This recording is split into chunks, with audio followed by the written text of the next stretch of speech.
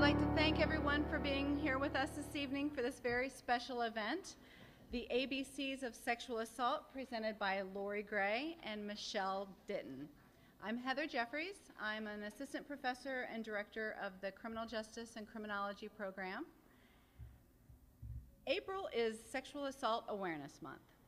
Sexual assault awareness initiatives began in England back in the late 1970s when women held protests about the violence that they were encountering while being out at night. They organized Take Back the Night marches to bring awareness to these important issues. In 1979, San Francisco held the very first United States Take Back the Night march. On April 1st, 2001, Sexual Assault Awareness Month became nationally recognized.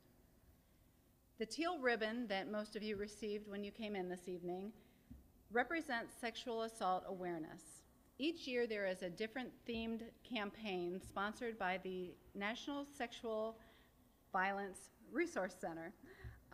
In 2010, the theme was focused on college campuses. This year the theme is Prevention is Possible. The University of St. Francis is hosting International Denim Day on April 27th. Activities will take place in the Pope John Paul II Amphitheater and will include free t-shirts, food, and beverages. The goal of the event is to build awareness amongst college students, faculty, and other members of the community.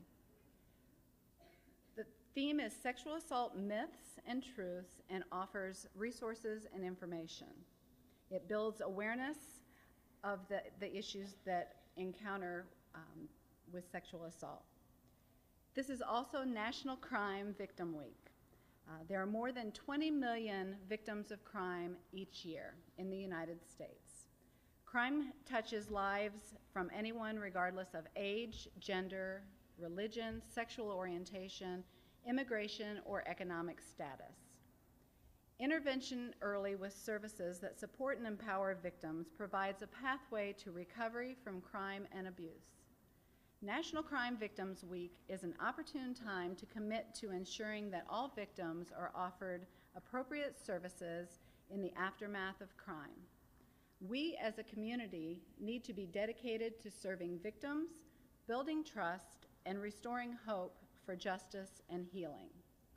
Tonight we are honored to have with us two experts in the field of sexual assault.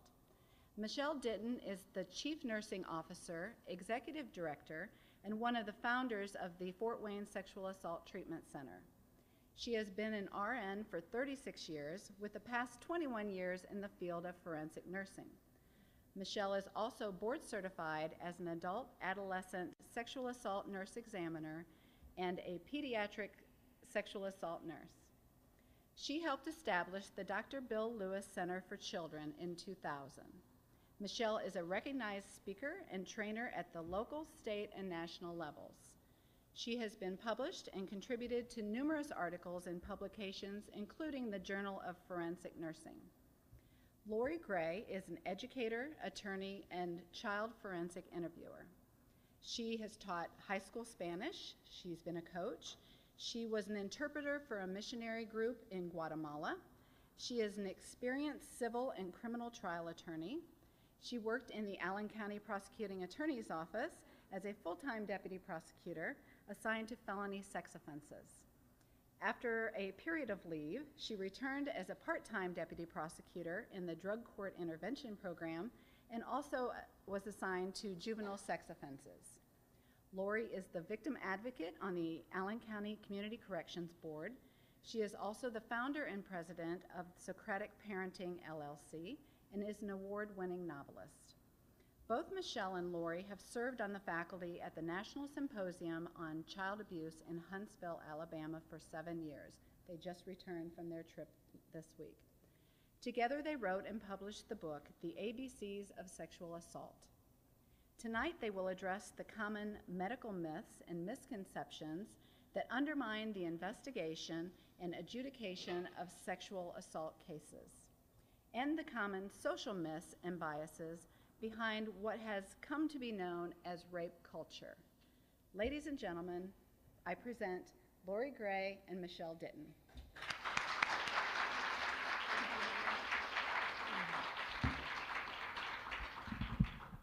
Thank you, Heather. Thank you so much. And thanks to each of you who's taken the time out this evening to come here just for us to get a sense of who you are. How many nursing students do we have here? Wow, that's most of our crowd. How about criminal justice students? Yeah, a couple of those scattered about. Do we have any, or educators, professors, teachers? Okay. Anybody from law enforcement? Anybody from any attorneys? Doctors? Is there a doctor in the house? No? Anybody? DCS? Anybody else you want to know? No. Okay. Just members of the community that are here to raise sexual awareness? That's great. Okay, then let's get started. So we're going to talk about the ABCs tonight. We're going to talk about anatomy, we're going to talk about bunk, and we're going to talk about consent.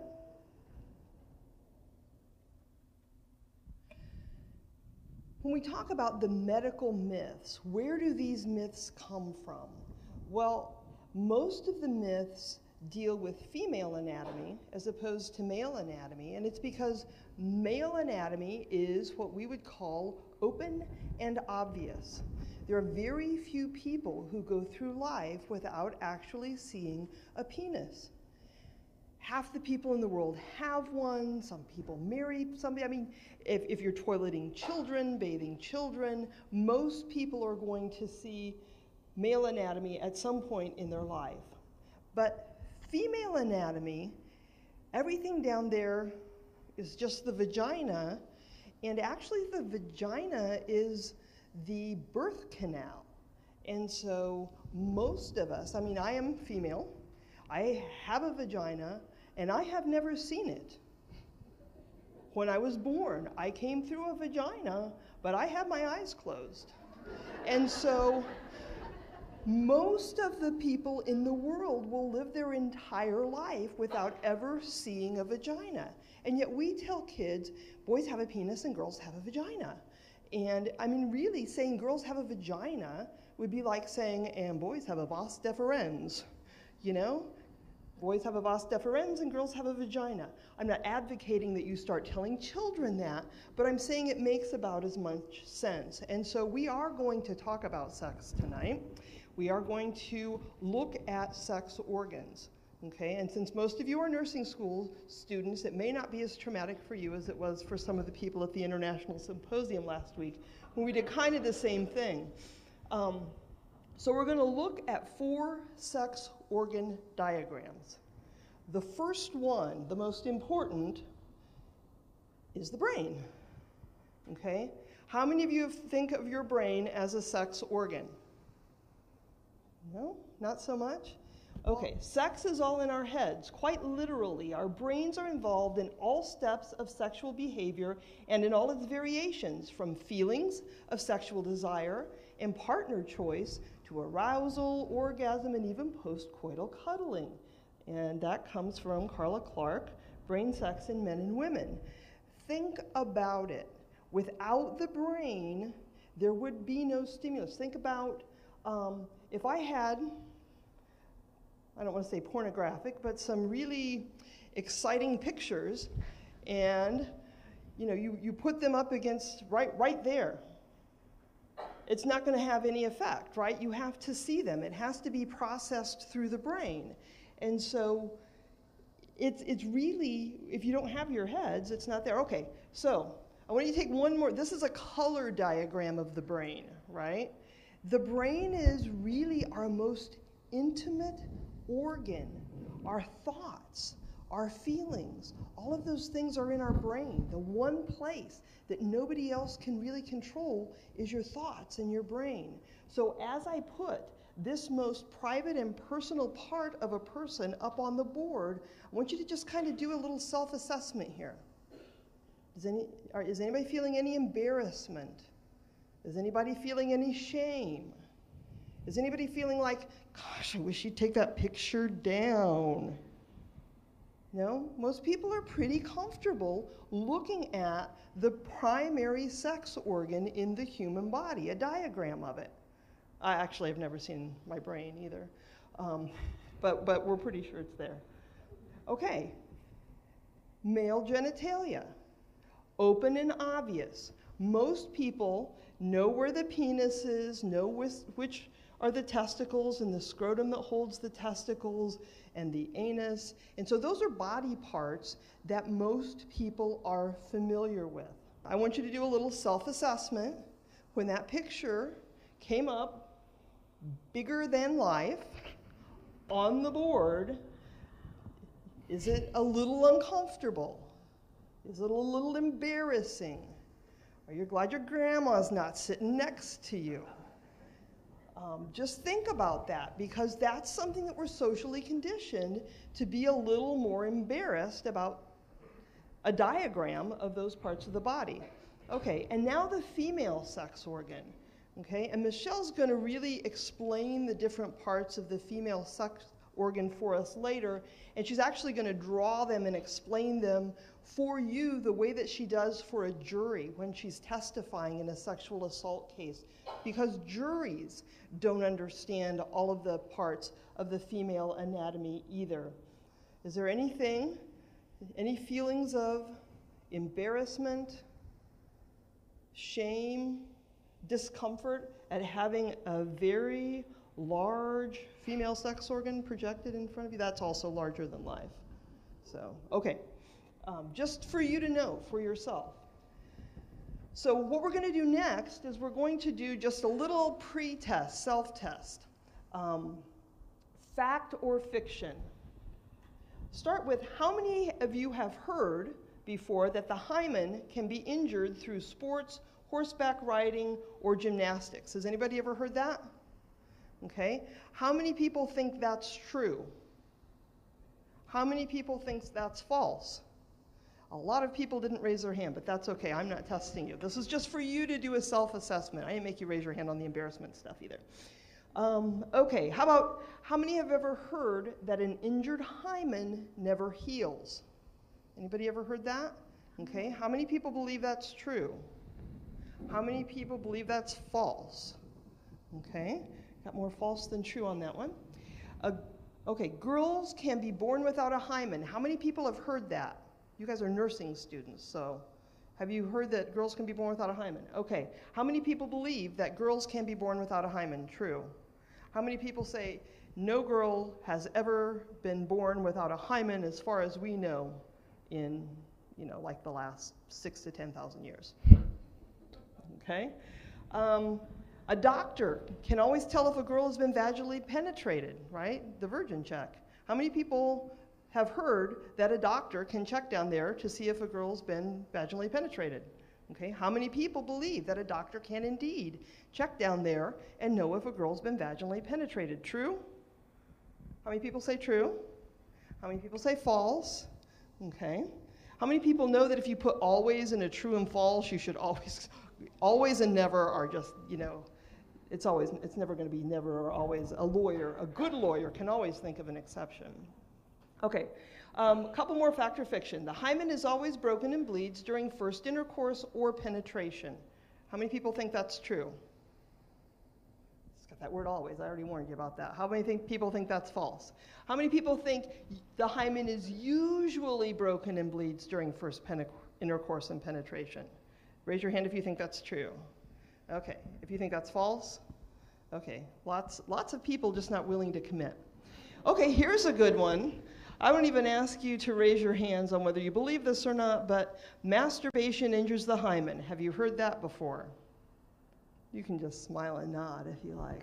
Okay, anal penetration often leaves scars or laxity of the anus. And a large vaginal opening indicates sexual penetration. How many people think that's fact or fiction? How many people think that's not true? Okay.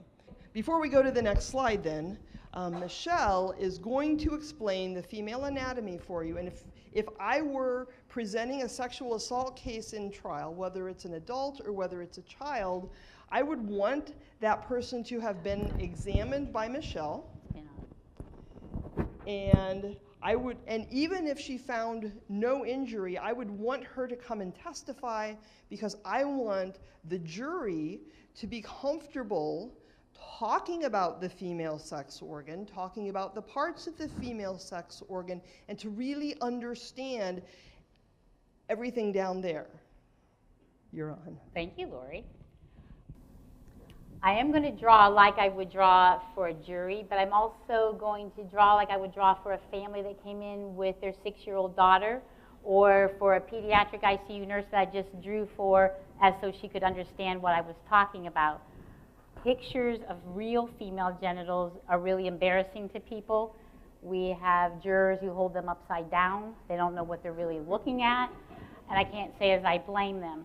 But from this moment on, whether you're a professor or you have heard me speak before, I'm going to pretend like you really are my jury and my judge that needs to understand, so that they'll at least listen to a health history of a child or an adult woman or male and not be stuck in some of these rape culture myths thinking that doctors or nurses could tell.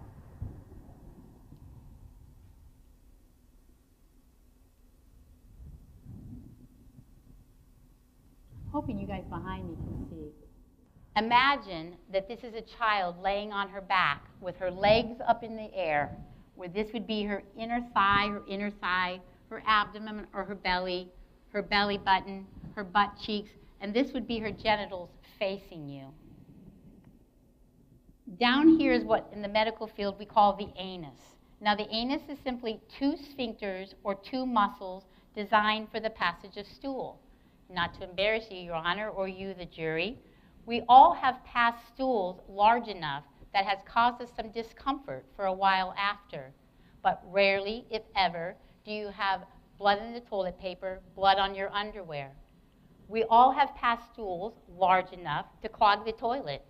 Again, rarely, if ever, will you see blood on your underwear or blood in the toilet. We've all seen our children, grandchildren, nieces and nephews pass stools large enough to clog the toilet. Again, rarely, if ever, will you see blood on their underwear or blood in the toilet, which accounts for the reason why 99% of our children and adult women and men who've been anally assaulted have completely normal exams. These 2 muscles open up and allow the passage of huge stools and don't cause any injury. And if there is injury, the tissue is so vascular, rich with blood supply, it heals very, very quickly. Right above the anus is what we in the medical world call the Labia Majora. It's the part where there's hair on an older child or an adult woman. Now there's a natural split that separates these 2 from each other, and all of this part is called the external female sex organ. Everything past this split is on the inside, or the internal female sex organ. Next, in an area called the vulva, there's lots of structures in the vulva, is the labia minora, or the skinny inner lips. Deeper than that and further recessed, meaning further back in the space of the vulva, is the urethra, or the hole that you urinate or pee from. Down below that, but still further recessed inside of the vulva, is the hymenal ring. And most people refer to the hymen as the cherry. They know this tissue as the cherry. I'll get back to you in just a second with that. Deeper than that and further back is the vagina, or the birth canal. Now, people refer to everything down here as vaginal pain, vaginal itching, vaginal injury, when truly, other than obstetrician, gynecologists, and family practice doctors who do internal exams, never see a vagina. So it's medically incorrect to refer to all of this tissue as the vagina. Now, the hymenal ring and the cherry is where all of the myths start. People think that nurses and doctors can somehow look down at the cherry and tell whether something has happened to a child or whether a woman is still a virgin, when actually, at birth, this tissue has lots of estrogen from the mother, and the tissue is very thick, very stretchy, folds all over itself. And if you merely just separate the labia, I have a hair scrunchie, it kind of looks like this. By just merely separating the labia, it looks like there is not an opening. If you pull gently down on the labia and pull open, the cherry will open up also. So a newborn, a 1 week old, a 3 month old has an opening into the vagina from birth on. Somewhere around the age of 2 months, to some children, because of a pituitary gland, have estrogen effect till about 3 years of age. After the estrogen goes away, this tissue becomes beefy red looking. People look down there like, and very, very painful to touch. And the comparison I can think of is a cavity or a filling that needs filled with air or water that runs over, that if you would touch the cherry, it's very, very painful. But it's also very, very resilient and very difficult to injure.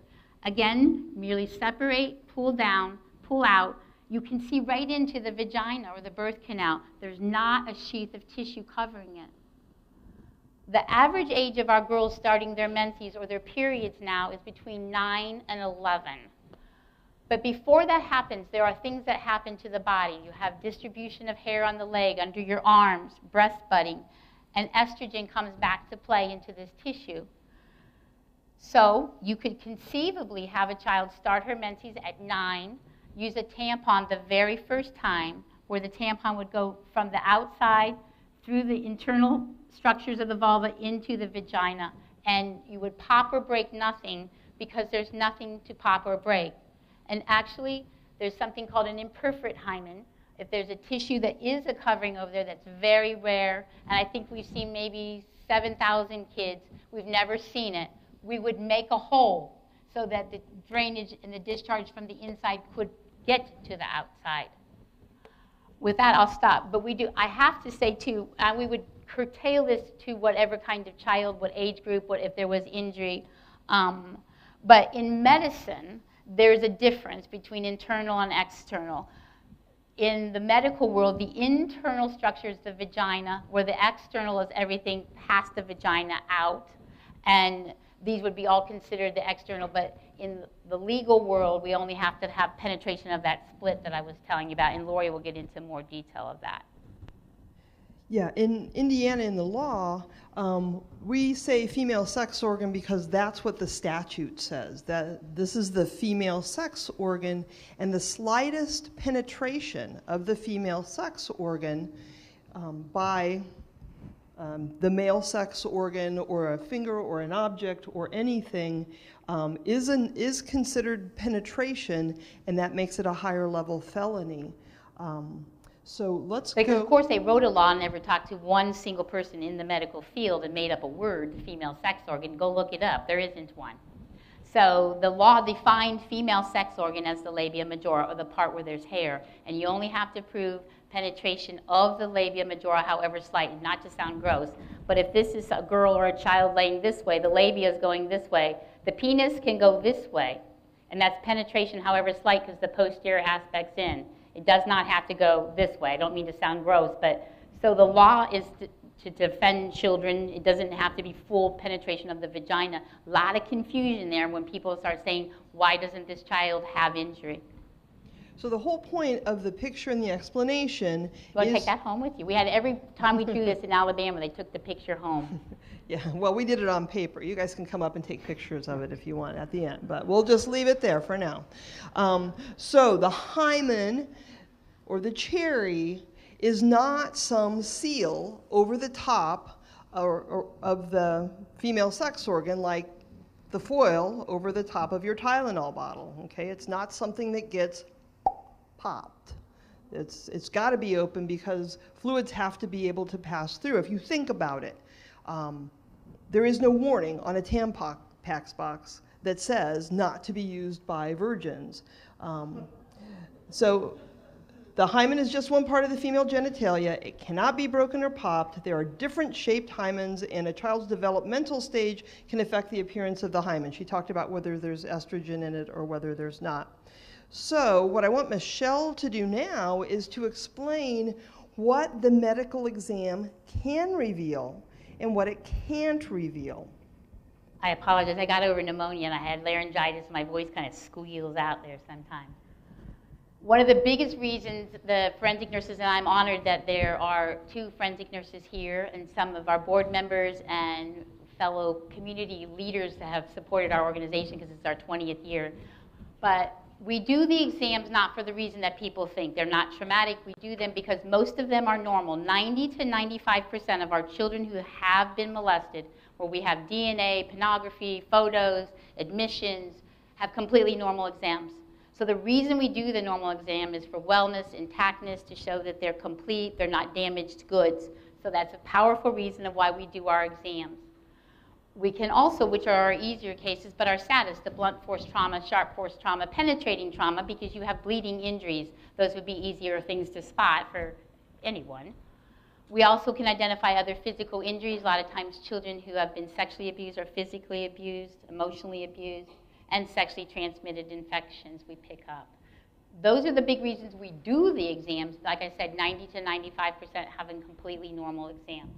And those are the medical aspects of it. They are also forensic nurses, so they're also collecting evidence. But when they're collecting evidence, you don't know whether you're getting DNA, you don't know. We do have all the CSI stuff that everybody sees on TV, but if something, the alternate light source would illuminate, we don't know what it is. It can be semen, it could be soap. But we collect by history and we collect by training. We collect DNA in places nobody would believe, and we hit all the time. We do have a very talented, competent staff, and we rock, actually. But so the DNA is, we don't know, but we do know something. But how many times have the police come to you and said, I just want to know, is her cherry popped, and did you get any DNA? And I'll go into that when we go back through the facts and fictions, but they Okay. do because they think that will make their case. So the exam is not going to reveal these That things. she was raped or molested, because that's a legal conclusion. I wouldn't say that in drawing my nursing diagnosis, because that's a legal world. What I would say is a nursing diagnosis versus a rape or molested would be the jury to figure that one out. I wouldn't say her hymen's missing or intact because it's incorrect. We don't use the word intact in this system like we would skin is intact, because it's medically incorrect too, because it's implying something that it's not. All girls are born with a hymen. So to say, if you have somebody say that your daughter's or your older sister's daughter is missing her hymen, you need to find a new provider, because that's not true. No one's hymen is missing. They're all born with one. I can't tell you who caused the injury, but I can tell you during her health history that the patient told me, Uncle Billy, if there's any Billies in here, I'm sorry, Uncle Billy did it, but I wasn't there, so I didn't see the act. I am a nurse. You hear me say patient, you hear her say victim. As a nurse, I treat them as my patient. I'm a healthcare provider. Society will make them the victim. I make them my patient because they are. I truly am a nurse. I'm a forensic nurse. 2 ladies over here who taught me long ago. And they are my patient. So even though I know that they can be a victim, they are my patient. I can't tell you what caused the injury. I can tell you if there's a history provided, a knife was stabbed inside of their anus 6 times and there's no injury and it just happened, that probably didn't happen. But I can't tell you if it was a penis, an object, a finger, if it caused an injury. I can only go back to my nursing and use what the health history and what she told me. And so with regard to the injury, she may not be able to tell you who, and she may not be able to tell you what, but based upon that history, she can say it's consistent with the history, or it's not consistent with the history. And that's about as good as we can get in court. Which is why they put us on the stand all the time, even on cases we don't see. And I can't tell you, because you can have consensual injury, whether an injury was consensual or non-consensual. We'll get into those 2 words right there that we hate. But injury, you cannot speak to the issue of whether it is consensual or not. And again, is it consistent with the history? And so you can have force and have it be consensual. You can have injury and that be consistent with consent, or you can have no injury and have it be consistent with sexual assault. So let's go through each one and explain the Well, truth. I saw who did raise their hands and who didn't. Since most of you didn't, that's cool, because you will all be right. Fact or fiction, can the hymen be injured through sports, horseback riding, or gymnastics? Yes. You can have horrific accidental injuries where a child would fall onto a balance beam. Patty and Deb probably saw 1,000 times. But if a kid hits the balance beam, There's bleeding. The parent goes, oh my God, they pick the kid up, they rush him to the ER. They don't have a changing story of, well, I think they hit that, or maybe they fell on their bike, or maybe it was that duck in the tub, or. So it is usually a unilateral or one-sided injury that from the labia where there's the hair to the minora, and it can involve the hymen or the cherry, but it's usually one side, what we call a straddle injury. I have never heard of a horseback riding injury or a jet ski injury, but there have been sports injuries that have been witnessed, brought the child right in. So that could be both. And I do have to tell you, my oldest daughter, who graduated with her bachelor's in nursing 3 years ago, her book did say that the hymen can be broke during horseback riding, gymnastics, and certain sporting events. Touchdown! No, sorry. Well, and I think that's where the myth, and that's 3 years ago in a bachelor's of nursing program. So these myths are real.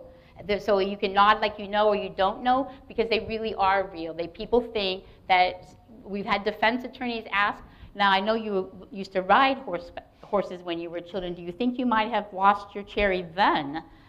Which is ludicrous, but so those are real myths. Well, and when you look at the female sex organ and all of the different parts and how protected the hymen is, how far back in, I mean, seriously, you're more likely to injure your anus. It's more likely for a boy to injure his anus in sports. With these things, with this yeah. So if you don't worry about your son horseback riding and injuring his anus, then you probably don't need to worry about your daughter horseback riding and injuring her hymen.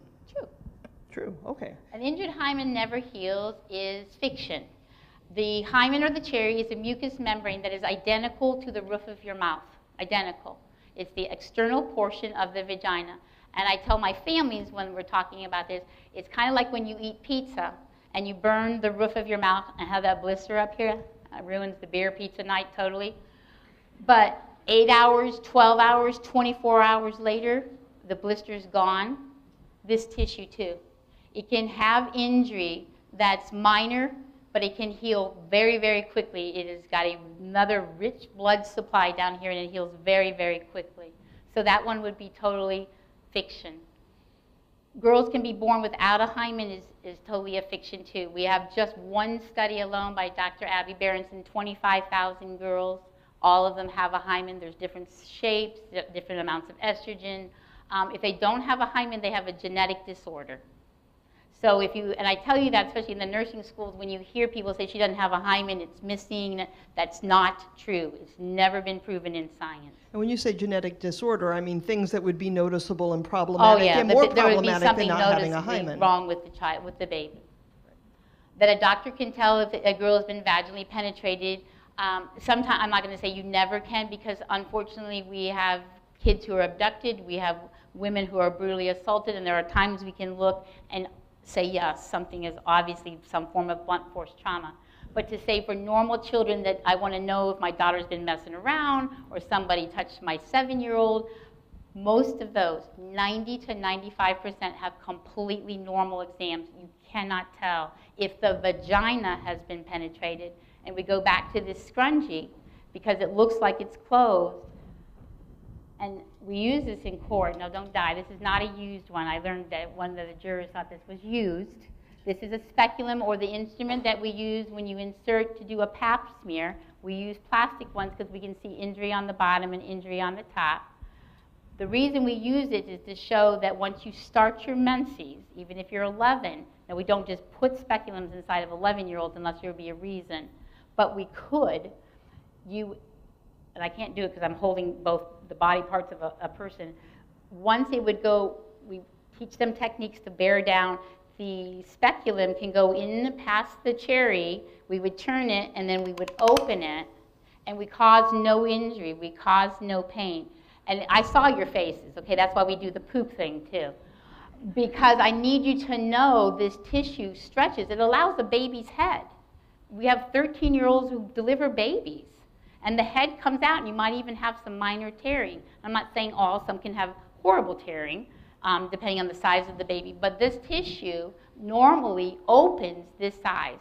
And I wish I could photograph your faces over mine.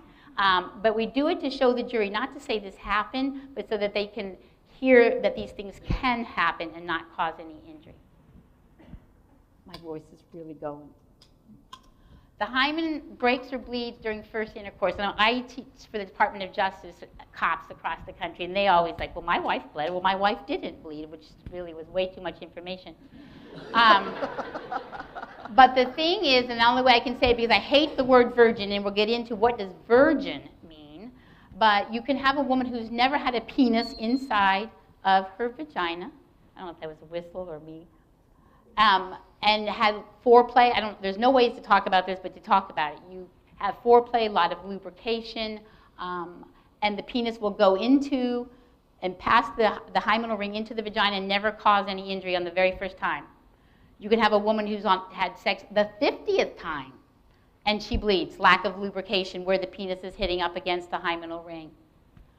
But lots of women, if you poll them, you'll see never had bleeding the first time. And actually, before Oprah went off her very last year, God love Oprah, she brought a physician on who said that in her practice what she does is sew little girls' hymens back up who had been molested as children, and dear God, don't let anybody ever say they want to do that to your child, or women who have had sex with someone else so that they would bleed like they never had sex with another man.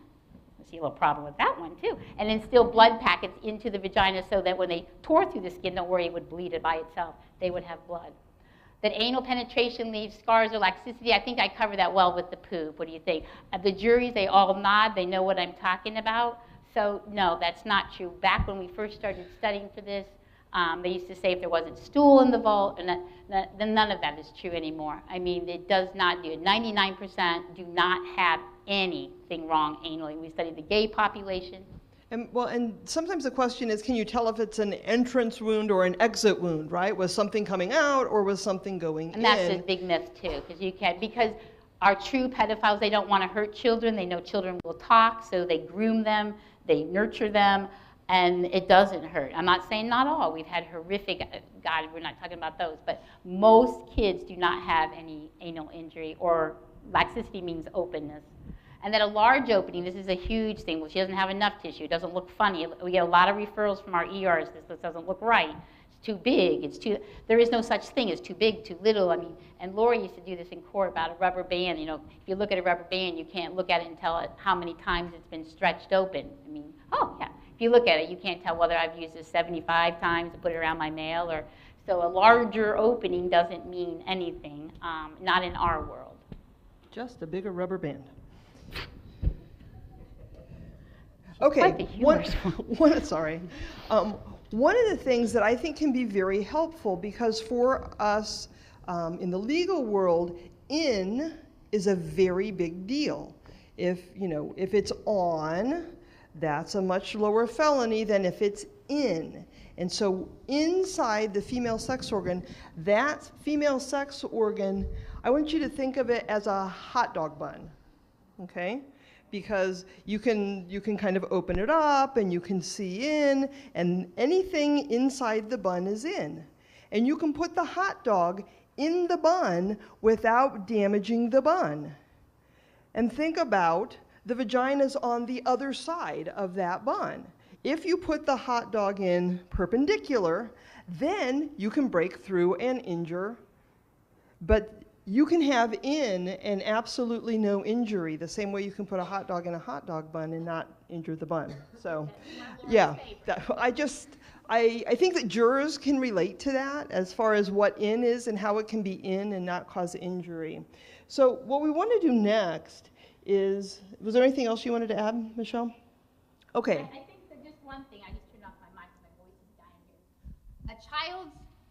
A child's perception of in is, they know what in is. So if I have a 7-year-old who says, Uncle Billy put his pee-pee in my private, they know what in is because they wipe with toilet paper, they wash with a washcloth, and they masturbate. There's no other way to say it. So they know it's in, but they've never had sex. So they don't know in the vagina. We had 2 detectives following us around from like Louisiana going like, but she said it was in her vagina. I'm like, for God's sake, she's 7. She doesn't know what the vagina is. It was inside of the vulva, but not in her vagina, or it would rip her apart.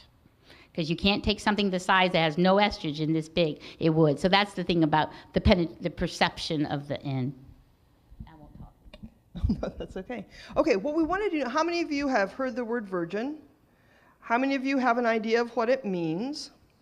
Okay, with 2, 3, maybe even up to 4 people around you, come up with a definition of virgin that all 4 of you, can agree on.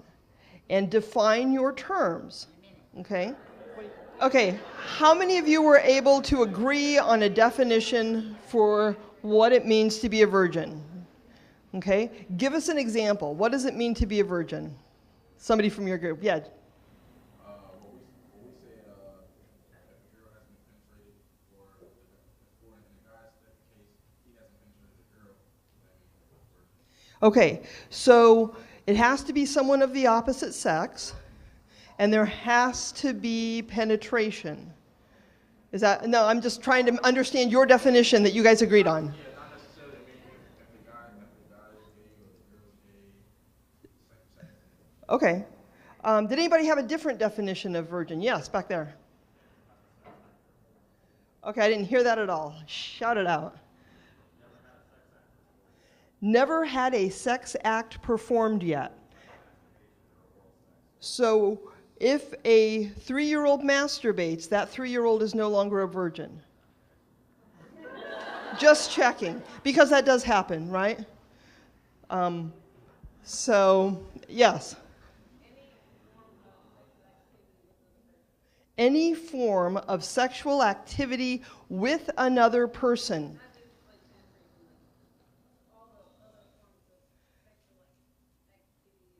Kissing. Kissing if your mouth is open and there's penetration of the tongue. I mean, because that does distinguish it like from kissing your mom or your grandma or your, right? I mean, so if you French kiss, are you still a virgin? We had a guy at the International Symposium last week who said, if you French kiss someone, any sexual activity that's sexual, that person is no longer a virgin. You know, okay. What about, I think I asked him, do you guys watch Big Bang?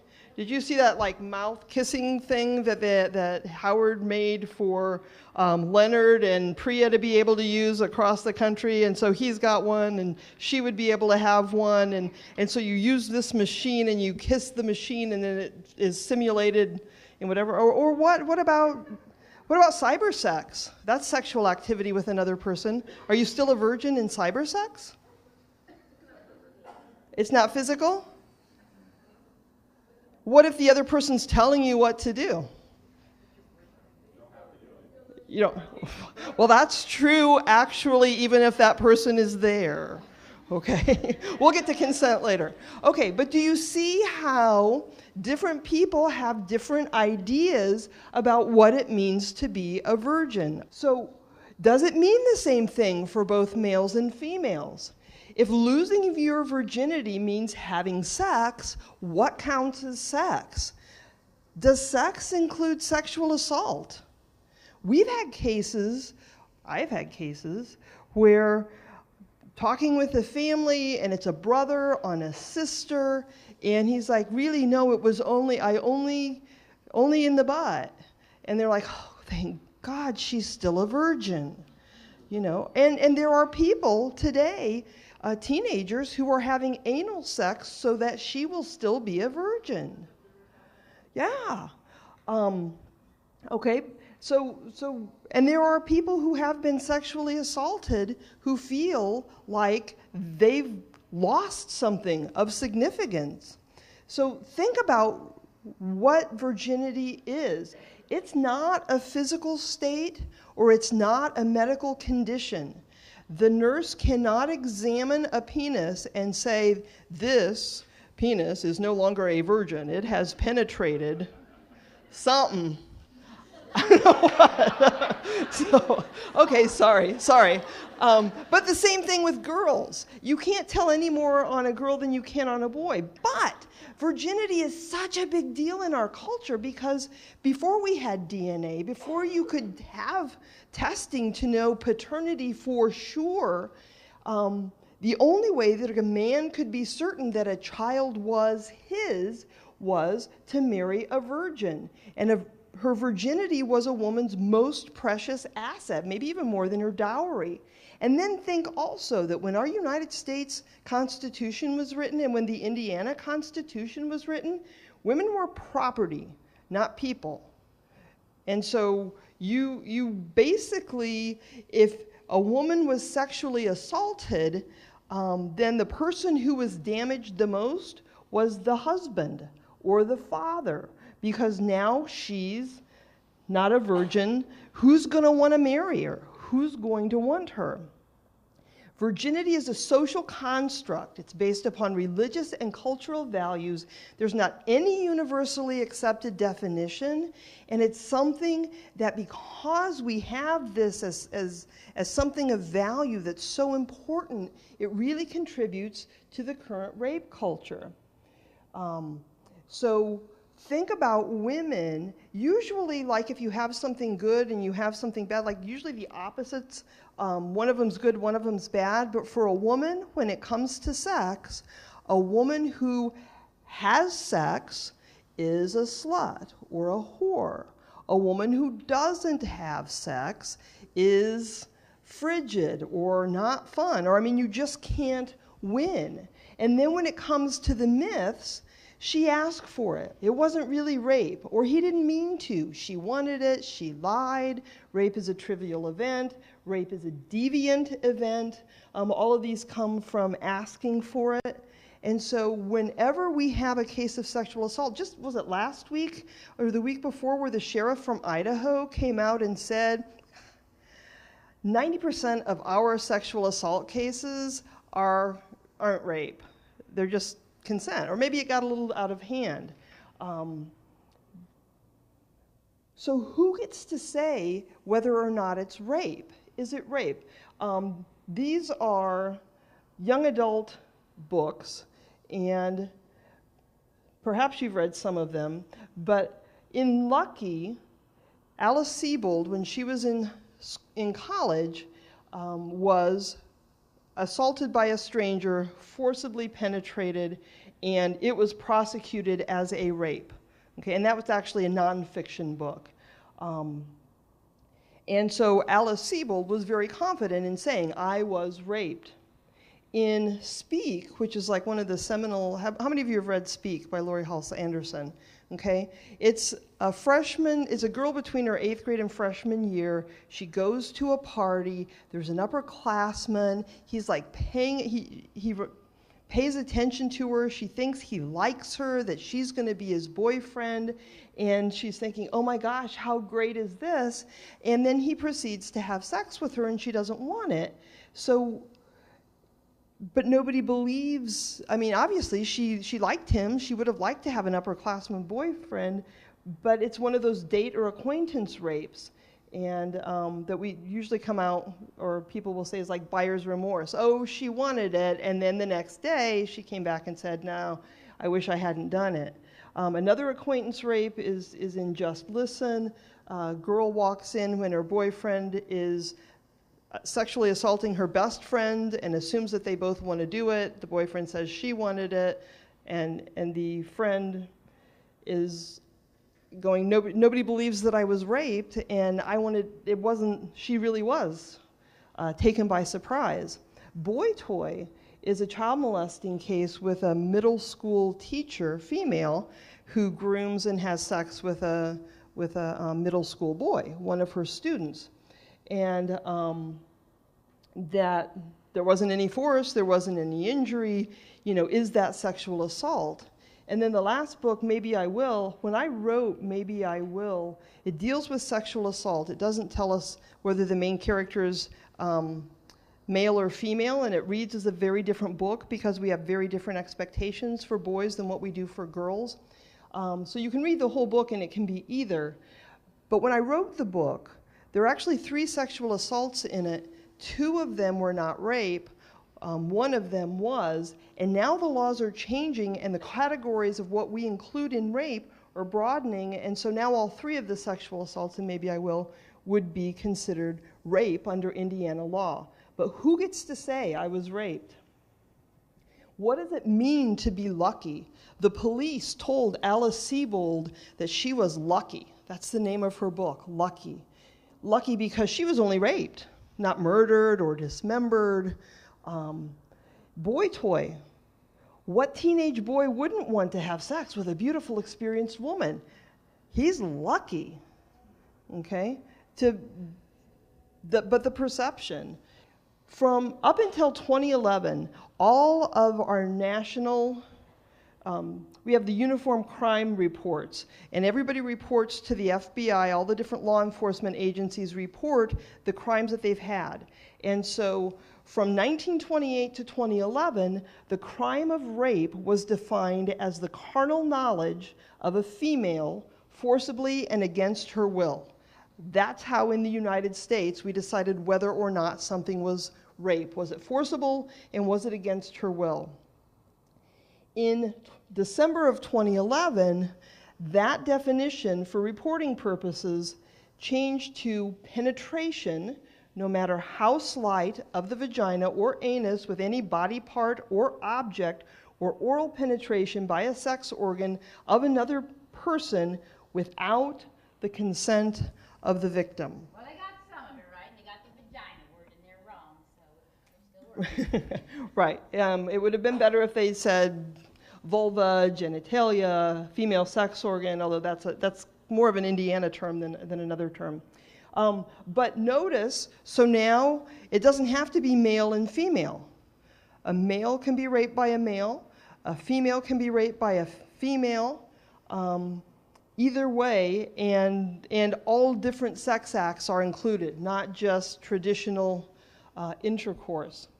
The law in Indiana changed back in 2014. Before that, sexual intercourse, penetration of the female sex organ by the male sex organ, by force or threat of force, was rape. So it had to be sexual intercourse. And so you had to have a male and a female. A male could not rape a male, a female could not rape a female. And it's either force, threat of force, or if the person is unaware or unable to give consent, then it doesn't have to be by force. 2 years ago, it changed to sexual intercourse or other sexual conduct.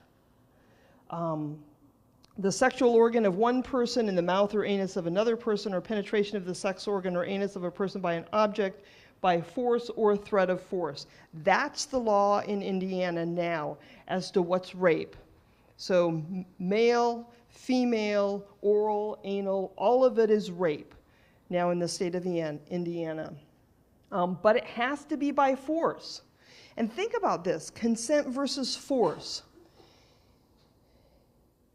How many of you think it would be okay to come up and take the money out of my wallet when I'm not looking? You just presume that I don't want you to take my money, right? If we walked out together tonight, I walk to my car, I unlock it, you get in my car and drive away, would you think that you could do that?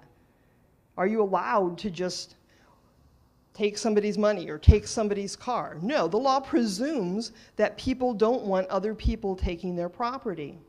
But when it comes to sex, that presumption is exactly the opposite.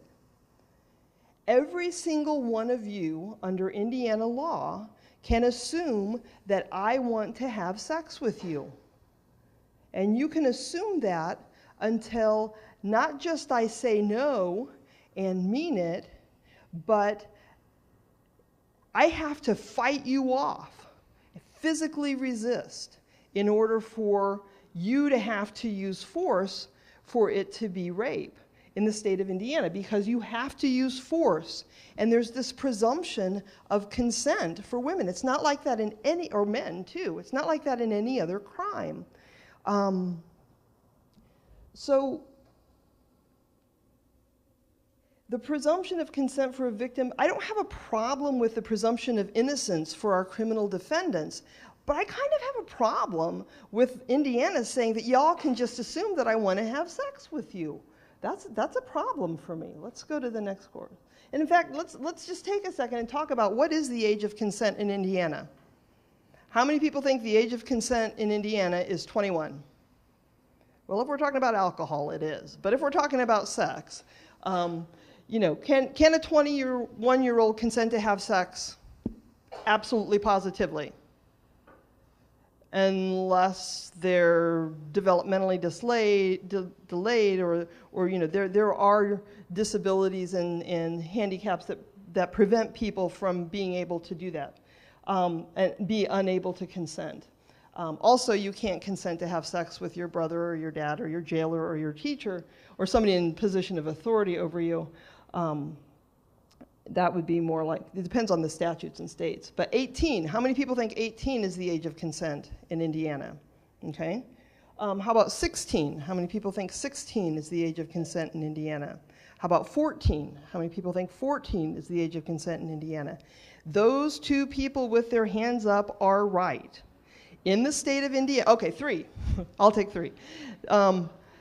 In the state of Indiana, a 14-year-old can consent to have sex with another 14, 15, 16, or 17-year-old and some 18-year-olds.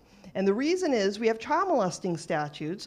Anybody 13 or under is not allowed to have sex with anybody. But once you're 14, 15, and 16, the crime is sexual misconduct with a minor. And to have sexual misconduct with a minor, you have to be a major. Okay, so if you're 18 years old, it's a crime for you to have sex with a 14-year-old, except for the Romeo exception.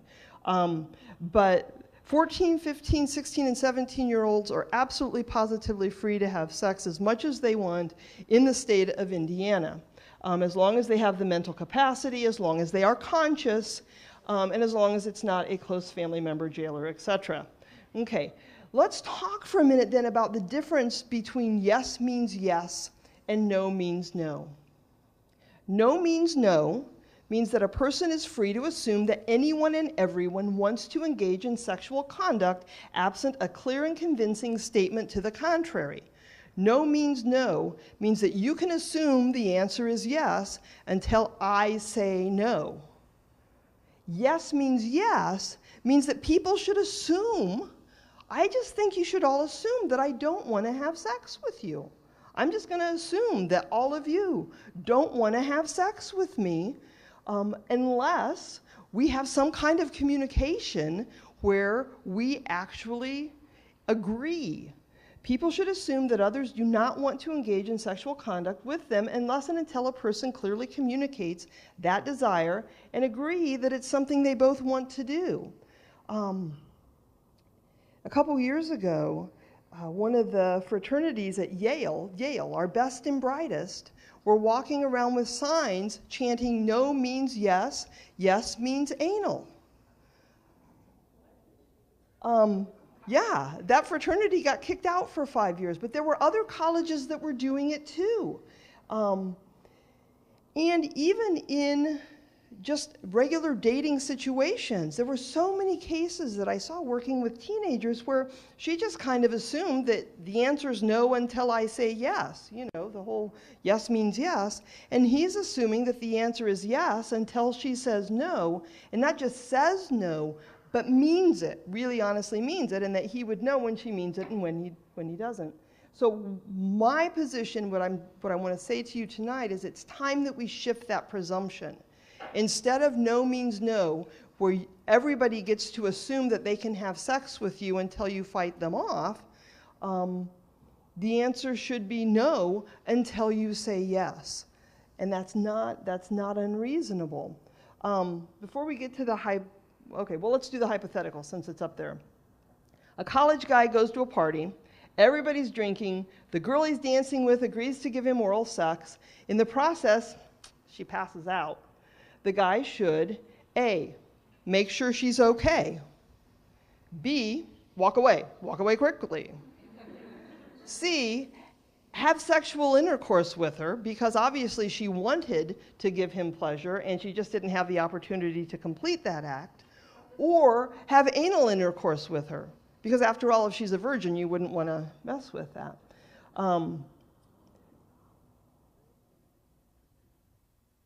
I would hope that regardless of the law, that the people that I know, the boys that I've worked with, would say they would want to make sure she's okay, that they realize they're dealing with another human being, not an object. We talked about the brain being the primary organ for sex, and the brain is the only organ that can consent. And think of sex as a meeting of the minds. The only part of the body capable of consent is the brain, according to, the last, anyway.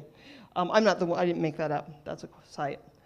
But we spend a lot of time, how many of you like John Oliver? Have you ever seen the John Oliver clip on rape? Right. That it's kind of like boxing. If you're, it's okay as a sport if both people want to box, but if one person is boxing and the other person's not into it or didn't want to, that's called battery. Okay? That's a crime. Having sex with someone who's not into it, didn't want to do it, is like that. A crime. We don't talk about, to talk about sex as something that's consensual or not consensual, sex has to be consensual. Reproduction doesn't necessarily, but sex and sexual conduct does. It's like swimming and drowning. We don't talk about breathing swimming and non-breathing swimming. Swimming means that you're breathing.